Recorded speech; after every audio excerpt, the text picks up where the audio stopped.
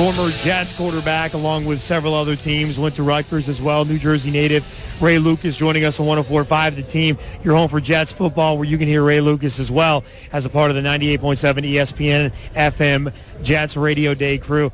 Ray, how you liking Radio Row, man? What do you think so far? I'll tell you what, I do like the weather. My wife is mad as hell at me that I'm in Arizona and she's in Jersey and 2.5 feet of snow. So, dude, and we've been talking, Albany's about to get pelted tonight and tomorrow. I mean, my wife said it's like a little low right now, but the areas around us are getting killed. So. Yeah, the whole Northeast. It's like the number one trending thing on Twitter right now, Snowmageddon 2015. Yeah, I mean, It's crazy how we came to Phoenix, and so many people are coming up to us going, how's everybody back home? Yeah. How is Albany doing? Yep. Well, the funny part is, too, like, I called my boys up, too, so they know to make sure that wifey and the babies are good and all that good stuff. So I got good friends, thank God. Good stuff, man. Ray Lucas, former Jets quarterback. What the heck are the Jets going to do with the quarterback position? That's the biggest storyline, isn't it? I would say, yeah, because, you look at Geno Smith, and the one thing he's been in the NFL is inconsistent. You see flashes of brilliance, and then you see flashes of just, good Lord have mercy, what the hell is going on? Right. When your quarterback is struggling, and I think Marty Morningwig's a great offense coordinator, but when you have a young quarterback who's struggling, you have to run the football. You have to protect him, and it doesn't matter if you're running the ball 3 straight times. You have to force that defensive coordinator to put that extra guy in the box, so Geno is now throwing on soft corners as opposed to cover 2 with 2 high safeties. The running game was great at times when they used it. Right. But I thought they went away from it way too early in some games and didn't run it enough in others. Do you think that's the reason that as Rex went to Buffalo, he took everybody but Marty? You know what? That's interesting. I remember the one game where they ran the ball like 70 times. Right. Well, Geno Smith is now starting again, and after Rex said that Michael Vick would be the starter for the rest of the season, and talking to a lot of the players, they were shocked. Willie Colon told me, I don't know what's going on, and then, for Rex to tell Marty, we're not throwing the football. Right. I'm not sure if that came from Idzik and the powers that be upstairs that said we're putting Geno back in, and Rex didn't like it. But, when you listen to what happened with Rex, Mr. Johnson has said that he was in those meetings. Right. And he didn't speak up. And for me, that's hard to understand because I always look at Rex Ryan as a guy who's not afraid to speak his mind. Yeah. But going to Buffalo in the same situation that he's in New York. So they have, E.J. Manuel, who got benched after, 2 weeks. Right. Kyle Orton walks in before exit physicals and says, hi, Lou, I'm out. I retire. So, again, good defense in Buffalo, not very good offense. Well, Ray Lucas, former Jets quarterback, Patriots, Dolphins, Ravens, with the Rutgers as well. When you look at the way, like you said, the Bills, same blueprint as Jets. We just saw him. Is there any way that you could look at the Bills situation and say, the Bills hired him because of his personality? Rex went 100%. In there and won them over. There's no other reason why you have him, right? 100%. And let's not forget, marquee coaches were at a minimum this year with a lot of head coaching vacancies. The new ownership in Buffalo, from what I understand, they're going to give Rex whatever he wants.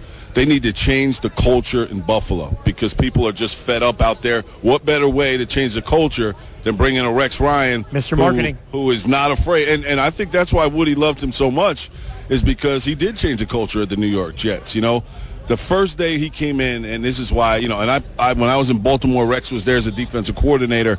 He was the only guy that talked crap to the quarterback running scout team. I'm running cards, for crap's sake. So he got me so mad, I started throwing it anywhere. And he's like, that's not what's on the card. I said, well, stop talking your junk, and then we won't have a problem. But when he came here, the phrase that just won me over with Rex Ryan when he said, if you take a swipe at one of my guys, I'm taking 2 of your guys out.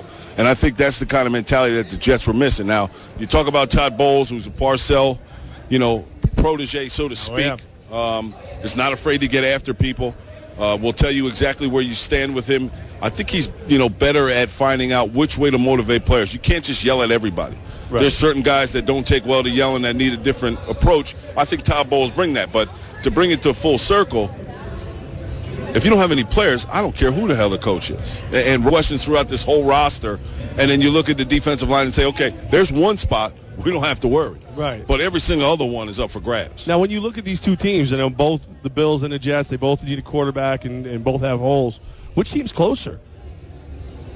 Well, again, when E.J. Manuel got drafted, I was like, that's great. because I didn't think he was a first-round draft pick. You know, I actually had Geno rated higher. But again, inconsistency at quarterback from E.J. Manuel. And if you look at the playoffs of the 4 quarterbacks that were in the AFC Championship game and NFC Championship game, what is the one thing that they all have? Consistent play at quarterback. Right. Yeah. You know, guys that aren't afraid to throw the football away. Yeah. Granted, Geno's a young man. You know, the Jets, if you look at free agency, there is nothing out there. There's nothing. You know, Bobby Hoyer, Mark Sanchez isn't coming back. You know, what the hell is it? Locke, Blake, I mean, there's absolutely nothing out there. Right. Nothing. So what do? You can't get rid of Geno. Number one, you can't. You know, and somebody said to me the other day, oh, let's trade for Kirk Cousins, who turned the ball over at an alarming rate once RG3 went down. We need a quarterback that's going to take care of the football. And if that's Geno Smith, then I think things are going to have to change play calling wise. And not to mention, Eric Decker played a great season, was hurt early on, but almost had 1,000 yards. They still one wide receiver short.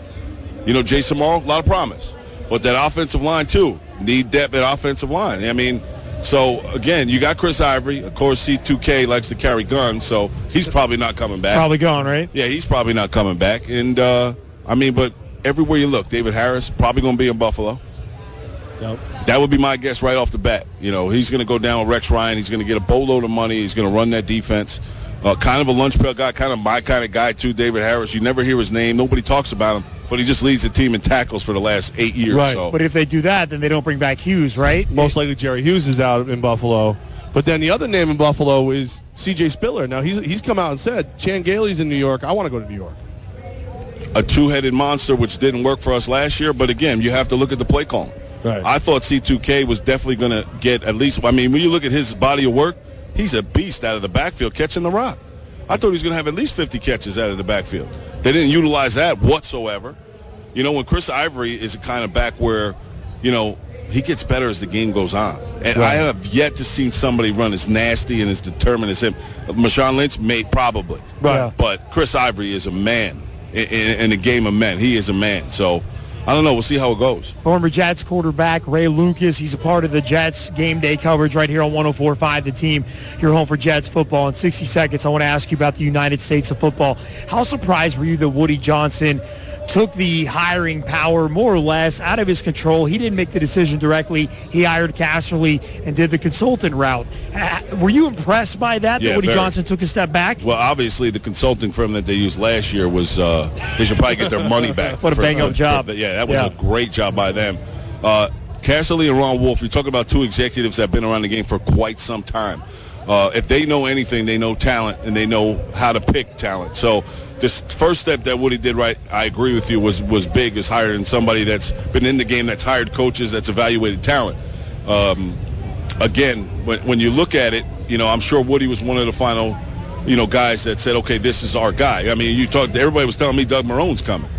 And then he craps the bed at the interview. Yeah. How do you opt out of a head coaching job to go to get a job that you don't even know if you're going to get? Speaking of firing people, you need to fire your agent after that. He needs to fire everyone. Because the agent he might even have to get divorced too. I don't know. His wife must have said, "What are you, nuts?"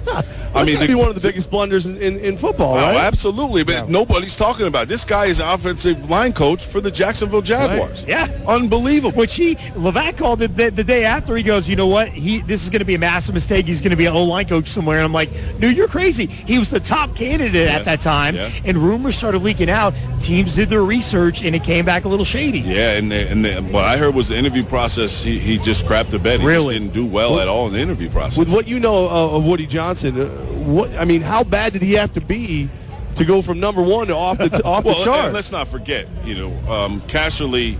Guy, the GM, I mean, he's been with him since Washington Redskins. He went to the Texans with Casserly, so the GM had the inside track. Now, Doug Marrone, when you leave or opt out of your contract in Buffalo on the word of an owner who hasn't even told him that he's going to hire Casserly and Ron Wolf as guys to consult. Now, if Woody Johnson would have went the same route he did a year ago, Doug Marrone would be the head coach of the New York Jets, and we'd be in trouble just to start out with. Now, I'm not saying Doug Marrone is not a good coach. I've always said in this process I wanted an offensive-minded head coach, which we haven't had in the last, 3 coaches since Herm Edwards. So, but again, coaching prospects out there, you know what I mean? Right. It wasn't what it was. Todd Bowles who, you know, when he was interim head coach in Miami, went 2-1. I mean, the guy knows he's a Jersey boy. It's actually really good. And he was on the staff when I was there in 2000. So I love Todd Bowles. We can talk Jets football with Ray Lucas for the rest of the night. Ray, you're walking around telling people about the United States of football. We can get more information at pastusa.com, PASTUSA.com. Tell us about the United States of football. Well, it's a film about that it poses the question, should youth play football? You know, you heard Troy Aikman, you heard Mike Dicker, you heard Harry Carson say they would never let their kids play football. Yeah. And for me, God blessed me with 3 daughters. So I don't have that trust. But, you know, me and my wife were trying to adopt and stuff. And if my son came up to me and said, Dad, can I play football? The answer is absolutely yes. Now, the reasons being is I got so much out of football that helps me in my day-to-day business in New York City where I work. The discipline. The sacrifice you have to make, you know, the teamwork aspect. And plus, I tell everybody, you know, I'm battle tested. I was put in situations where I had to make a decision that could have won or lost us the game. And that's what New York City is. That's what Wall Street is. It's a bunch of sharks. Either you're a shark or you're a fish. Either you sink or you swim. So for me, I got so much out of football that, you know, I would not ever say, you know, the worst sport in the country for injuries is cheerleading. Could you imagine? Right. It goes like Alaskan crab fishermen cheerleading. I mean, are you serious? You know what I mean? I got 3 daughters who cheerlead. Now, am I going to not let them cheerlead because they could get hurt?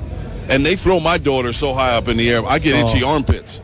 Like that's how nervous I get. But I would never stop them from cheerleading because they might get hurt. Now, you know, there's certain things, and what we're trying to do now is after you know watch the screening of the film, we'll have a question and answers with a guy like me, Christian Okoye, Charlie Brown, and we're going to educate the kids at a young age about being responsible for your body. Now, nobody knows how good you feel or bad you feel except for yourself. Okay. Not alone do we educate the kids in Pop Warner, high school and on, but the parents. You know, perfect example. You know, I want to talk about addiction to these kids and let them know, you know, yeah, you're going to get hurt, but just because the prescription bottle says here's 30 Percocets, it doesn't mean you got to finish the bottle. Yeah, you went through a really dark time in your life. Second part of that thing is there's no reason for the kid to have the pills in the first place. That should be with mom and dad. A simple thing like, you know, your kid gets banged up in the game, he comes home, he starts throwing up. It's time to go to hospital. Right. You know, and a lot of parents don't understand that. Don't know the signs. Exactly. So then we educate kids, parents, the coaches, even get a referee. And the best part, which I think should be on every Pop Warner field, there should be a doctor on call at all times because you never know. Perfect example, my daughter went and got a root canal. She comes home with a prescription for 30 Vicodin. Oh. Well, what are you getting 30 Vicodin for a root canal? Wow. This is how it starts. Okay. You know, and this is an epidemic. This is nothing to do with just some of the football players or me telling my story. I tell my story because that uncle, your brother, your cousin, your aunt who was suffering in silence, I made it out. You can make it out, you know. I know they weren't doing 1,400 pills a month like I was doing. You know what I mean? Rational. Right. At taking pills. I mean, 1,400 pills a month, sometimes 50, 80 pills a day. So, you know, I tell my story, and you know, when you think of an addict, what do you think? A guy in the street, a bum, a heroin addict, criminal. I'm none of those. Yeah. You know what I mean? But I felt accustomed. Drugs don't care what color you are, what you do for a living, you know, how many kids you have. They just come in and they wreck everything. I lost my business. I lost my home. I lost just about everything. But what it did when I came out on the other side, it made my life real simple. I want to be a great husband. I want to be a great father. Everything after that is secondary. But if I can tell my story and scare the crap out of a Pop Warner kid and make him afraid of that little oval pill, like if a guy came up to me with a gun, we're going. I'm not afraid. But I'm afraid of that little circle thing. You know what I mean? And that's it. Former Jets quarterback Ray Lucas. And Ray, was 4 years ago you first told your story on a radio station I was working for. Thank you, man. Thank you. I appreciate it. For being brave and telling and sharing your story, and more at pastusa.com. We can talk Jets any day, man. Thanks for coming on. Yeah, let me know when, because you know I like to talk about it. Let's make it happen. You guys get passing grades today. I appreciate that. Yeah, I'm gonna give no F's on this broadcast. This is very good. Very good broadcast. Wow. Thanks, Ray. Appreciate that, man. Ray Lucas, there he goes, former Jets quarterback with Armen Levack on Radio Row. Your home for New York sports, 104.5 The Team. Like I was